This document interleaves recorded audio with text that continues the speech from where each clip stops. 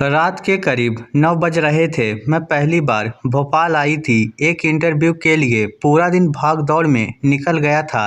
थक चुकी थी, इसलिए जल्द से जल्द होटल पहुंचकर आराम करना चाहती थी।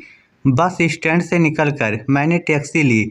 मुझे होटल का सिर्फ नाम याद था, श्याम रेजिडेंसी। सुबह जल्दी निकलते समय मैंने भी गलती से पूरा पता नोट नहीं किया था। तब लगा था कि नाम याद है, ढूंढ ही लूँगी। पर अब शहर की शाम की भीड़ में कुछ पहचान में नहीं आ रहा था। टैक्सी वाले ने 2-3 जगह घुमाया, पर उसे भी होटल का नाम परिचित नहीं लगा। आखिरकार उसने कहा, मैडम आगे गली बहुत है, यहाँ उतर जाइए, शायद इस तरफ हो। मैंने किराया दिया और उतर गई। ठंडी हवा चल रही थी और सामने अंधेरी गलियां फैली हुई थी। थोड़ी हिम्मत करके एक गली में बढ़ी, फिर अगली, फिर दूसरी। कुछ देर बाद अचानक लगा कोई मुझे देख रहा है।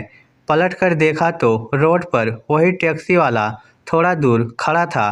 पहले लगा शायद यूं ही रुक गया हो। मैं आगे बढ़ी, वो भी कुछ कदम आगे। मैं रुक गई, वो भी रुक गया। अब डर लगने लगा था।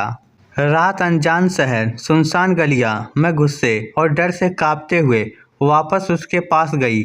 आप मेरा पीछा क्यों कर रहे हैं? मैंने तेज आवाज़ में पूछा। वह चौंक गया। बोला, मैडम मैं पीछा नहीं कर रहा, बस आपको रास्ता भटकते देखा तो रुक गया। मैंने झुंझुलाकर कहा, आप जाइए, मुझे आपकी मदद नहीं चाहिए। उसने धीमी थकी आवाज़ में कहा, मैडम रात का समय है, आप यहाँ किसी को नहीं जानती। मैं पैसे नहीं मांग रहा, बस तब तक खड़ा हूँ जब तक आप होटल ढूंढ नहीं लेती। कोई गलत इरादा नहीं है। मेरी भी एक बेटी है, आपकी उम्र की। उसके सब सुनकर मैं कुछ पल चुप हो गई। चेहरे पर एक सादगी थी, पर मैं अनजान शहर में भरोसा करने की हालत में नहीं थी। मैंने उसे जाने को कहा और फिर अकेले चलने लगी।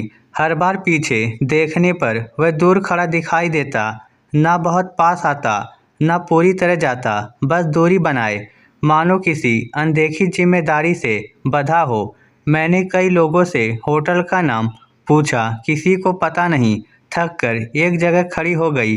पैर दुख रहे थे, दिल और दिमाग दोनों डर से भरे थे। इसी बीच अचानक सामने एक छोटी सी बोर्ड की रोशनी चमकी, श्याम रेजिडेंसी। मैं हैरान रह गई। जहां मैं खड़ी थी वहीं होटल था। थोड़ा सिर उठाकर देखा तो दिन की जल्दीबाजी में जो बोर्ड नहीं दिखा था, अब साफ दिख रहा था। मैंने चैन की लंबी सांस ली। पलटकर टैक्सी वाले को हाथ से इशारा किया। वह धीरे धीरे मेरे पास आया। उसके चेहरे पर कहीं ना कोई गर्व था, ना कोई एहसान, बस हल्की सी प्रीति सुलभ मुस्कान। मैंने सामने की दुकान से समोसे और मिठाई ली, उसके हाथ में रख दी। शुक्रिया। मेरे रुकने के लिए उसने मिठाई से भरी प्लास्टिक को हाथ में लेते हुए कहा, मैंने कुछ खास नहीं किया मैडम, अगर मेरी बेटी कभी कहीं फंस जाए तो कोई इतना ही कर दे। यही सोचकर खड़ा था। मैं कुछ बोल नहीं पाई। वह मुड़ा और कुछ ही देर में भीड़ में खो गया। बस पीली स्ट्रीट लाइट में उसकी सफ़ेद शर्ट का धुंधला सा कोना चमका और फिर अंधेरे में गुम हो गया। मैं होटल में दाखिल होते हुए सोचती रही, हम सोचते हैं ईश्वर मंदिर में बैठा है, पर सच तो यह है कि वह अक्सर साधारण लोगों के रूप में हमारी सड़कों पर चलता मिलता है। इस स्टोरी को लेकर आपकी क्या राय है? नीचे कमेंट करके हमें ज़रूर बताइएगा। धन्यवाद।